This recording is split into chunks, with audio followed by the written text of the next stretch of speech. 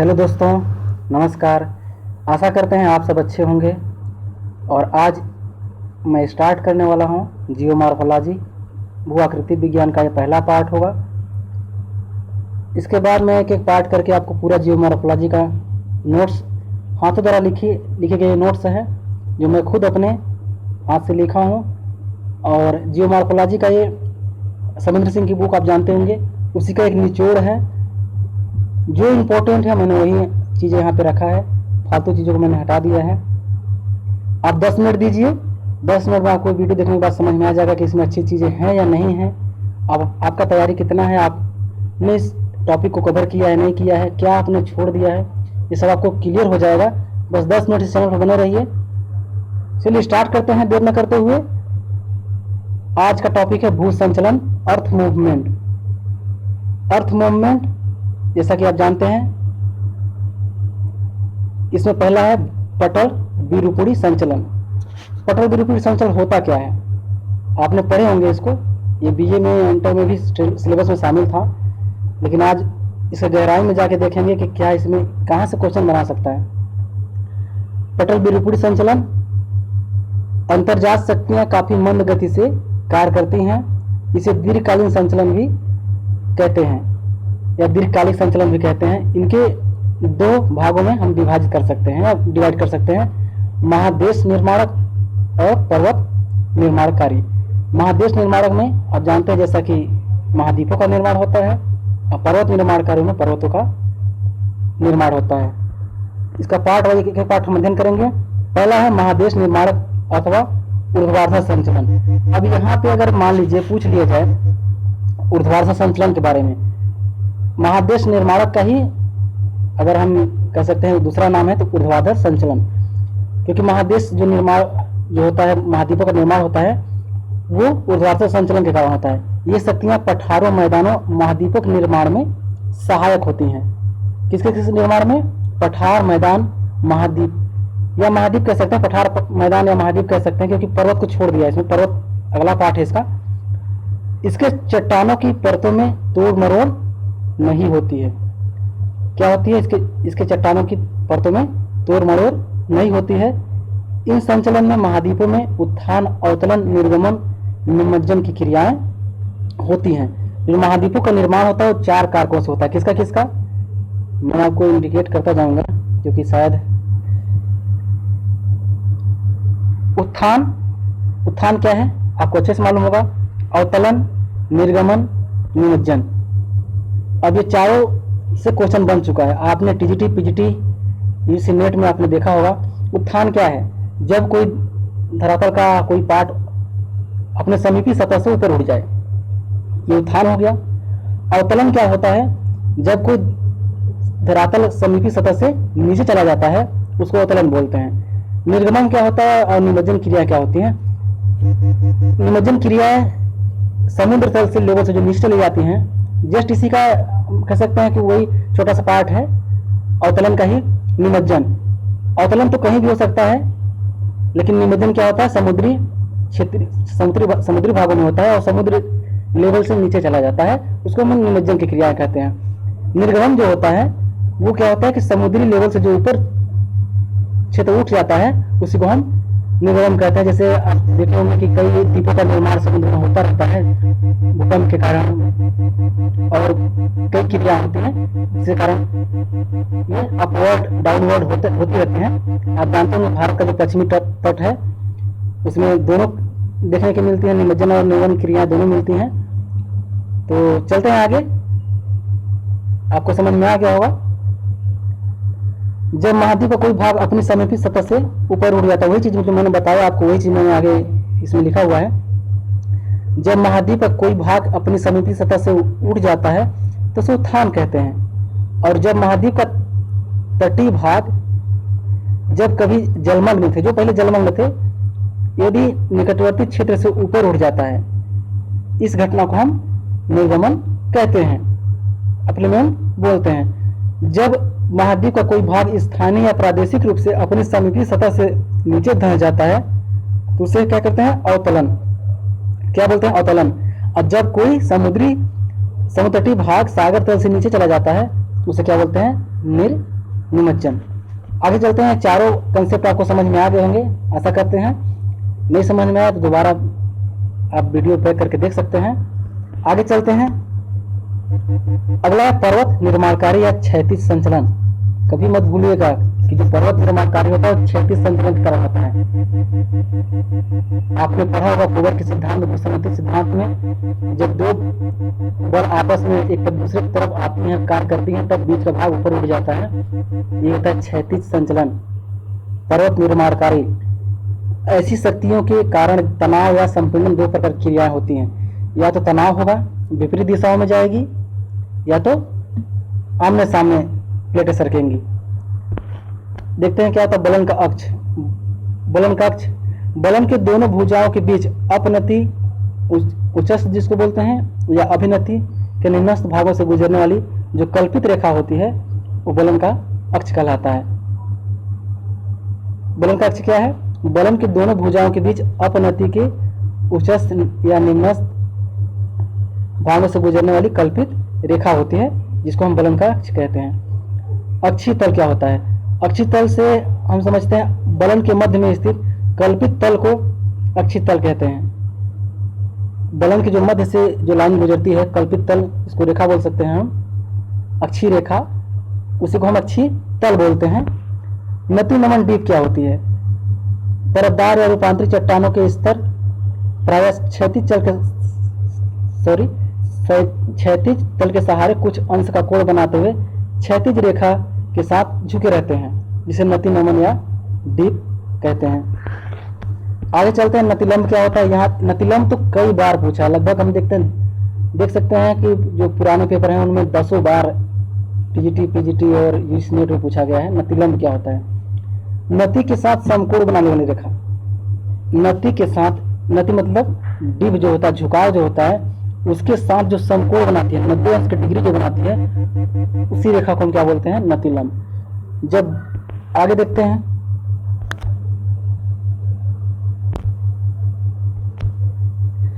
जब बलन की दोनों भुजाएं समान रूप से झुकी हों, क्या हो? जब बलन की दोनों भुजाएं समान रूप से झुकी हों। आपने सममित बलन पढ़ा होगा।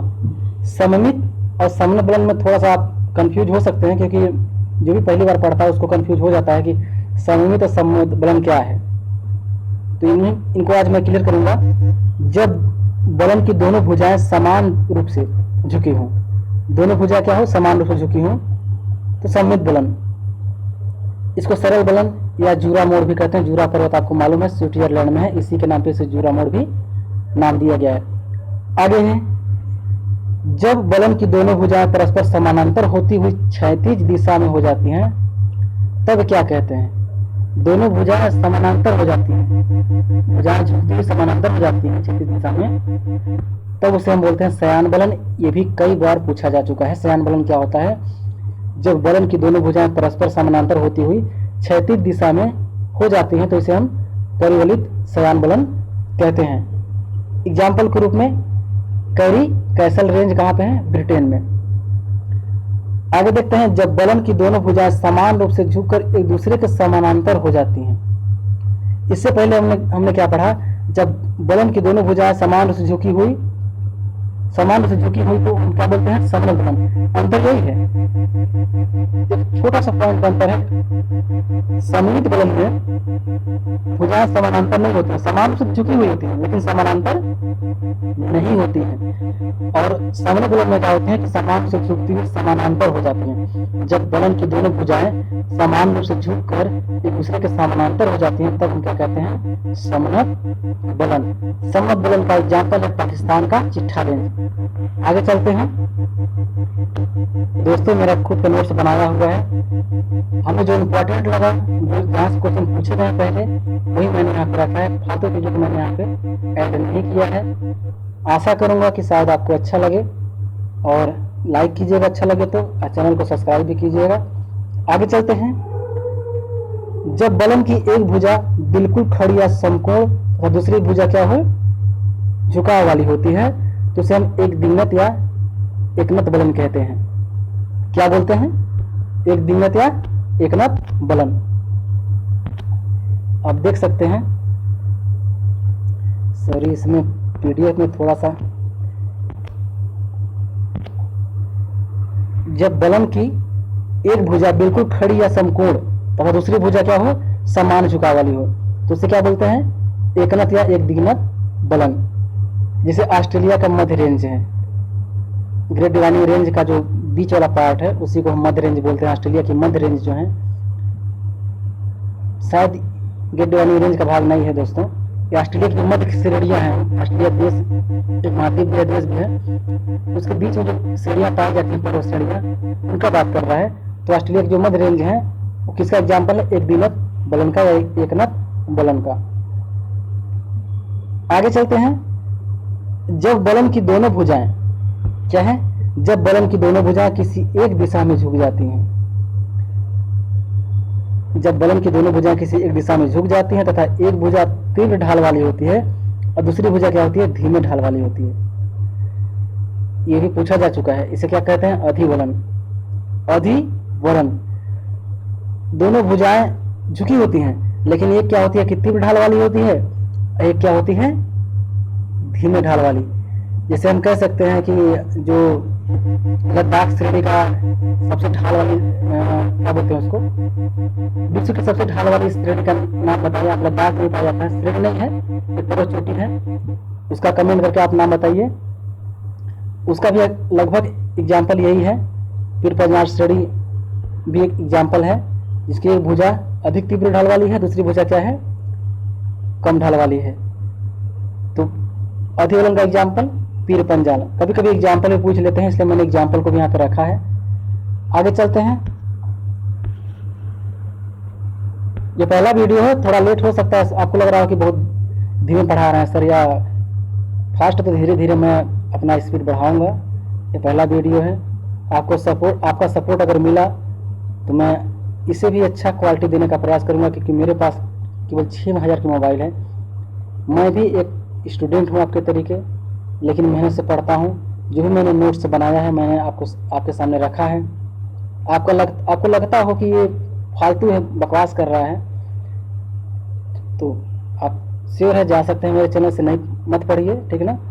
लेकिन आपको लग रहा है कि नहीं इसमें कुछ दम है, नोट्स में कुछ दम है, तो ज़रूर देखिए, लाइक कीजिए, कुछ लाभ हो। क्योंकि आज के समय में यूट्यूब पे कोई आपको पूरा पीडीएफ नहीं देने वाला है, पूरे कंटेंट आपको नहीं मिलेगा, सब पेड चैनल चला रहे हैं। मैं खुद ज्योग्राफी का स्टूडेंट हूँ, एमए से मेरा 94% बना है इलाहाबाद यूनिवर्सिटी से। मैं खुद अब क्या बताऊँ कि मैं शुरू में जब पढ़ने आया मुझको लगा कि सब पेड वाले हैं, तो मैं सोचा कि मैं अपने समय में बनाऊंगा, बहुत वीडियो क्वालिटी नहीं दे पा रहा हूँ, मैं पूरा ऐसा करूँगा कि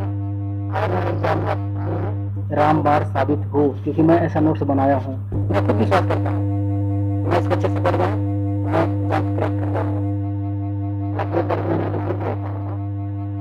चलिए आगे चलते हैं। क्योंकि मैं एक बहुत आर्थिक पिछड़े क्षेत्र से बैकग्राउंड से आता हूँ और सोचता हूँ कि इसी से थोड़ा बहुत अगर मेरा सहयोग मिल जाता है, मेरे 1200 सब्सक्राइबर हैं, आगे भी अगर 100 दोस्तों का मिल जाएगा तो मैं आगे बढ़ूंगा और अच्छा से अच्छा कंटेंट देने का प्रयास करूंगा। तो भ्रंश से संबंधित जो कुछ इसके पार्ट हैं, यहाँ से क्वेश्चन तो हालांकि नहीं बनाया है, लेकिन आने वाले समय में बना सकता है। 100% मैं कह सकता हूँ जो भ्रंश की संरचना के जो प्रमुख भाग हैं, ये 5 प्रमुख भाग, शिफ्ट है, स्लीप है, थ्रो है, आप देख पा रहे होंगे, शिफ्ट है, स्लीप है, थ्रो है और हीव है।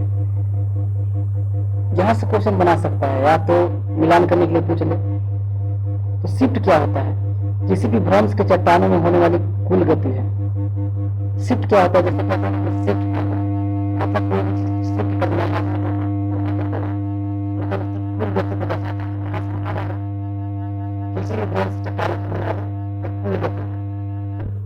स्लीप क्या होती है, किसी भी भ्रंश के सहारे होने वाली सापेक्ष।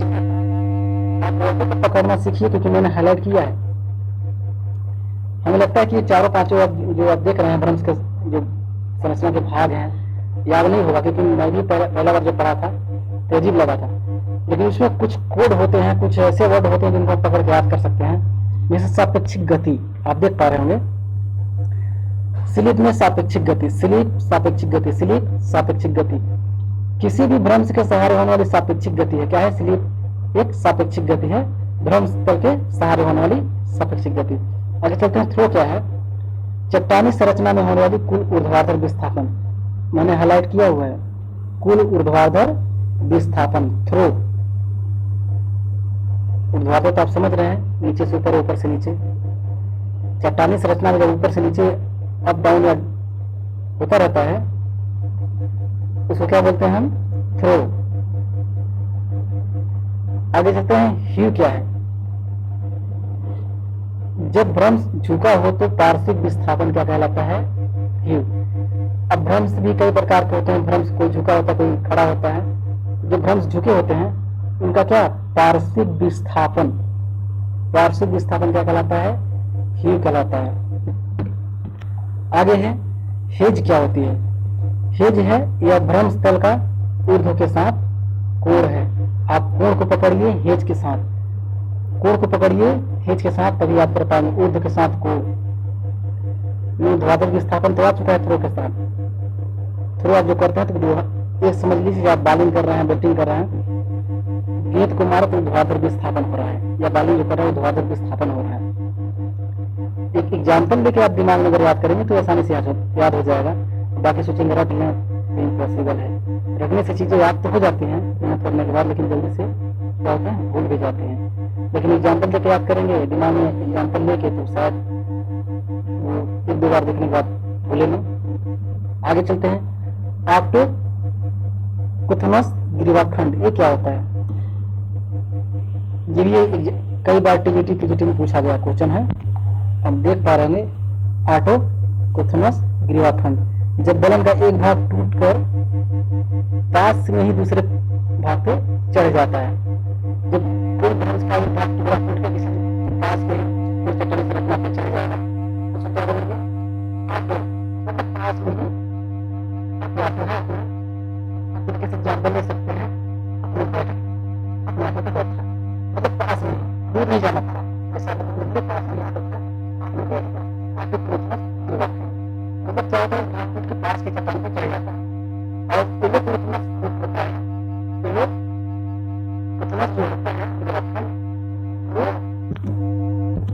दूर जाके किसी चट्टान पे चढ़ जाता है या उस पर सवार हो जाता है, कह सकते हैं।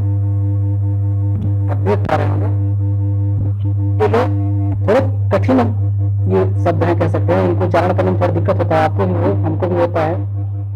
ये लोग कुथनस ग्रीवाखंड, जब बलन की ग्रीवा अक्ष के सहारे टूटकर सैकड़ों किलोमीटर दूर जाकर दूसरे मोड़ पे या दूसरे चट्टान पे चढ़ जाती है, तब हम क्या बोलते हैं? पार्श्वी या नतिलंबी संरचना। सॉरी दोस्तों, इसको क्या बोलते हैं? एलोक्लोथनस ग्रीवाखंड। आगे है पार्श्वी या नतिलंबी संरचना, या इसको विदारण भ्रंश बोलते हैं। चार नामे हैं, तीन नामे हैं, पार्श्विक या नतिलंबी संरचना या विदारण भ्रंश। जब दो विपरीत दिशाओं से दबाव आने के कारण दोनों ओर से भूखंड तल के सहारे क्षैतिज दिशा में आगे पीछे खिसक दे जाते हैं, जैसे कैलिफोर्निया का सेल एंड्रियास भ्रंश है।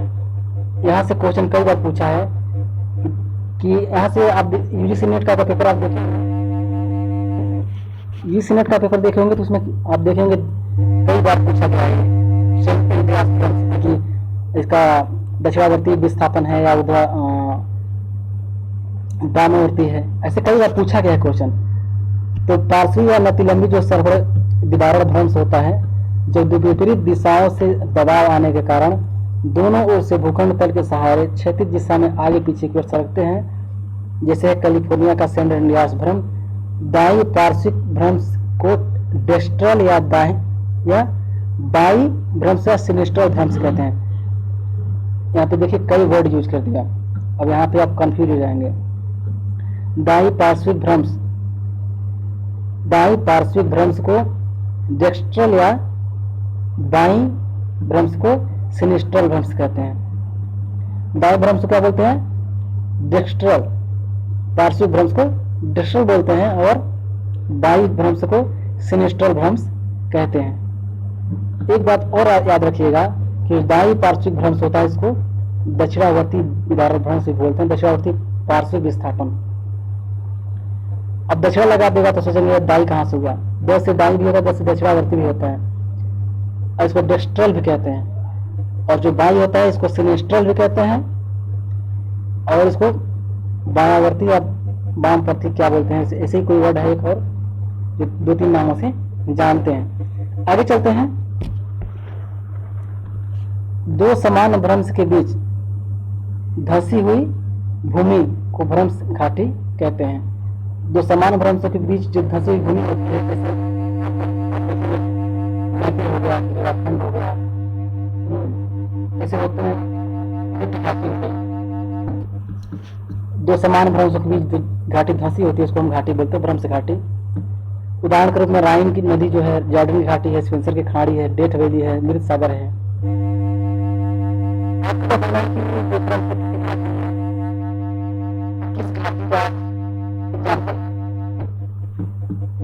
रिफ्ट वैली का है या रंप वैली का है। मैंने दो आपके सामने विकल्प रखा है, दो में से आपको एक बताना है, रंप वैली घाटी है या रिफ्ट घाटी है। रिफ्ट घाटी का जो निर्माण होता है वो बीच का भाग नीचे धंस के चला जाता है, उसको हम रिफ्ट घाटी कहते हैं। लेकिन जो रंप घाटी का होता है वो बगल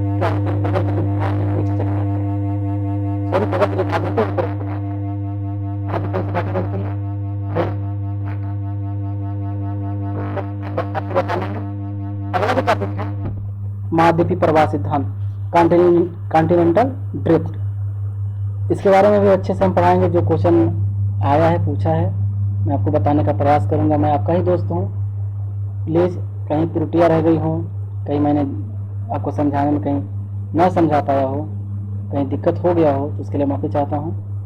सपोर्ट कीजिए। मैं एक बहुत ही एक गरीब स्टूडेंट हूँ। मैं इलाहाबाद रह के अब क्या बताऊँ क्या करता हूँ। कभी शारीरिक मजदूरी भी करना पड़ जाता है, काम करना पड़ जाता है, कहीं ट्यूशन तो खोजते खोजते 1-2 महीनों या एक ट्यूशन मिला है। तो आशा करते हैं कि आप मेरा सपोर्ट करेंगे। मैं बाहर रह के तैयारी कर रहा हूँ, खुद अपने ही दम पे बाहर में रह रहा हूँ। आप सपोर्ट कीजिए, मेरे लाइक कीजिए वीडियो को और सब्सक्राइब कीजिए चैनल को। आपका सहयोग रहा तो मैं पूरा एक पार्ट आपको पूरा यूट्यूब पे उपलब्ध करा दूंगा। ऐसे संबंधित जो क्वेश्चन हैं उनको भी लेकर आऊँगा। आज इतना ही। नमस्कार, धन्यवाद।